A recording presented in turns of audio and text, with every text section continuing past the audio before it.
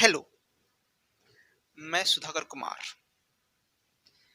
महाजनपद काल के समय भारत के ऊपर विदेशी आक्रमण हुए थे, हखमनी वंश का और सिकंदर का।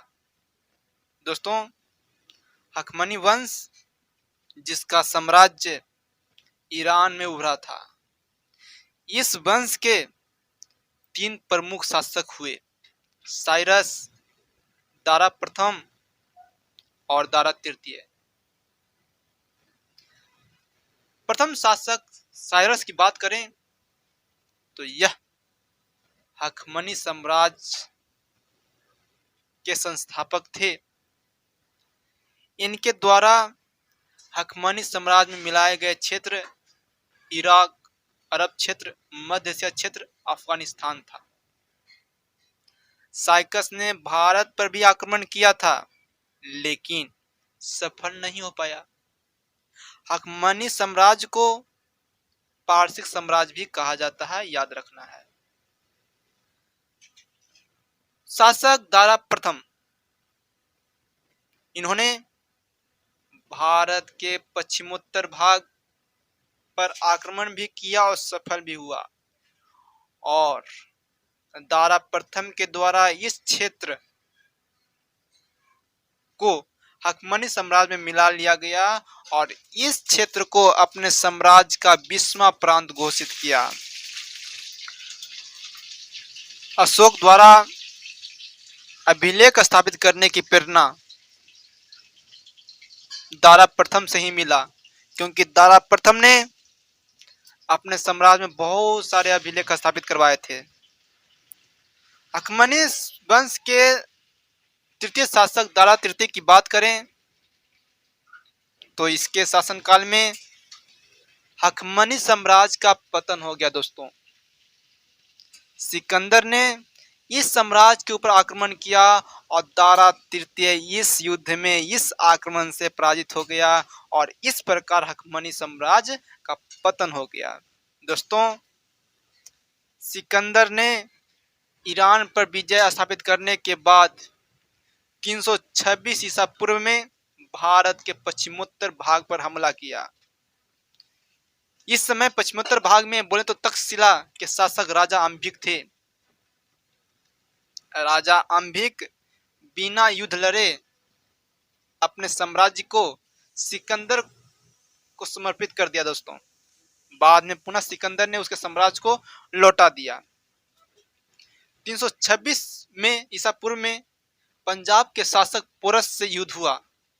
इस युद्ध को हाइडेस्पियस का युद्ध के नाम से जाना जाता है, जिसे झेलम बितस्ता युद्ध भी कहा जाता है। दोस्तों, इस युद्ध में पोरस पराजित हो गया था। भारत के अंदर सिकंदर द्वारा लड़ा गया यह महत्वपूर्ण युद्ध था, हाइडेस्पियस का युद्ध। सिकंदर की सेना पाटलिपुत्र जाने से मना कर दिया। ब्यास नदी के भयावह स्थिति को देखते हुए मजबूरन सिकंदर को वापस लौटना पड़ा। ईरानी आक्रमण अर्थात सिकंदर के आक्रमण पर का भारत पर क्या प्रभाव पड़ा? तो स्थापत्य कला और गंधार कला पर यूनानी प्रभाव पड़ा है। दोस्तों, ज्योतिष के क्षेत्र में जानकारी मिली, गार्गिक संहिता के अनुसार ऐसा कहा जाता है। भारत के अंदर पर्दा प्रथा का शुरुआत हो गया। भारत और यूनान के बीच व्यापारिक संबंध बढ़े। यूनानी इतिहासकारों के अनुसार या यूनानी इतिहासकारों के योगदान मौर्य काल और मौर्योत्तर काल में भी देखा जाता है, जैसे इतिहासकार जस्टिन, प्लूटार्क, मेगास्थनीन, ये सारे इतिहासकार यूनान के हैं। ईरानी आक्रमण बोले तो हखमनी वंश के आक्रमण से भारत पर क्या प्रभाव पड़ा? तो अभिलेख लिखने की प्रेरणा मिली। भारत के अंदर खरेष्टी लिपि, अरमाइक लिपि का विकास हुआ और ईरान के बीच व्यापारिक संबंध भी बढ़े। सिकंदर के बारे में बात करें तो सिकंदर का जन्म 356 बीसी में हुआ था, मैसेडोनिया मकदूनिया में। इनके पिता फिलिप थे। 20 वर्ष की अवस्था में ही सिकंदर गद्दी पर बैठ गया, बोले तो 336 बीसी में, और इसी उम्र में वह विजय अभियान के लिए निकल गया। दोस्तों, सिकंदर के 3 प्रमुख सेनापति थे, सेल्यूकस निकेटर, निरयार्कस और फिलिप।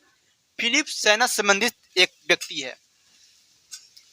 सिकंदर ने भारत में 2 प्रमुख नगर बसाए थे, निकैया नगर और बुफेकला। 2 प्रमुख नगर सिकंदर के द्वारा बसाया गया। सिकंदर भारत में 19 महीनों तक रहा था। सिकंदर के समकालीन इतिहास के बारे में बात करें तो इसके समकालीन इतिहासकार निरयार्कस, कालेस्थनीस और अरिस्टोबुलस है। दोस्तों, जय हिंद, जय भारत।